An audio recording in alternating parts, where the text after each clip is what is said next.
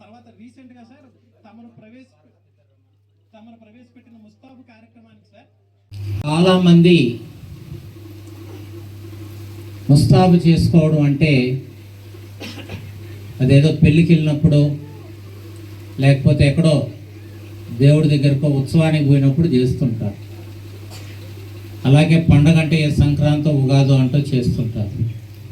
కానీ ఈరోజు పిన్నిటి గ్రామంలో మీరు ఒక ప్రత్యేక ఉత్సవాన్ని గ్రామ ముస్తాబు పేరుతో ముస్తాబు చేసి ప్రత్యేక గ్రామంగా ప్రత్యేక ఉత్సవంగా అదేవిధంగా ఆదర్శంగా నిలిచినందుకు మీకు అందరికి కూడా అభినందనలు తెలియజేస్తున్నాను. ఇది అంత సులువైన విషయం కాదు. మీరందరూ గత 2 నెలలుగా ఎంత శ్రమ పడితే ఇంత అందంగా గ్రామం తయారవుతుందనేటువంటిది మేము అర్థం చేసుకోగలం. మీరు అనేక గ్రామాలకు ఆదర్శం. ఎంత అడవి లోపల అనేక కిలోమీటర్ల తర్వాత కొండల్లో ఉన్నటువంటి ఈ గ్రామంలో మీరు ఎవరికీ తీసుకోని విధంగా గ్రామాన్ని సుందరంగా తీర్చిదిద్దారు. ఒక చెక్ లిస్ట్ ఇస్తే అవన్నీ కూడా ఫుల్ఫిల్ చేసి మీ వీధులన్నీ శుభ్రంగా ఉంచుకున్నారు.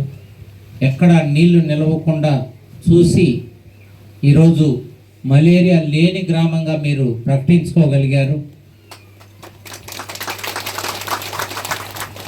అందరూ ఆరోగ్యంగా కనిపిస్తూ మీ డ్యాన్స్ చూస్తే ఎంత సంతోషం వేసిందో. డ్యాన్స్ వేసిన అందరికి కూడా అభినందనలు తెలియజేస్తున్నాను. ఈరోజు ఎంట్రన్స్ దగ్గర నుంచి ఈ మీటింగ్ దాకా అడుగడుగునా కూడా రోడ్లు చాలా అందంగా ఉన్నాయి. ఇటు అటు అందంగా చెట్లు నాటారు. ఫ్యూచర్లో మీ గ్రామానికి ఆదాయం వచ్చేట్లు కొబ్బరి చెట్లు నాటారు. అదేవిధంగా ఇటు అటు వెదురుతోటి కాంపౌండ్ వాల్స్ లాగా కట్టి గ్రామం యొక్క అందాన్ని రెట్టింపు చేశారు. ఎక్కడికక్కడ కూర్చోవడానికి మాట్లాడుకోవడానికి వీలుగా మంచి మంచి బెంచీలు కుర్చీలు మన అందరి కోసం సామాజిక అవసరాల కోసం కట్టడం అనేటువంటిది చాలా అభినందనీయం. ముఖ్యంగా ఒక మంచి లైబ్రరీని ఏర్పాటు చేసుకున్నారు.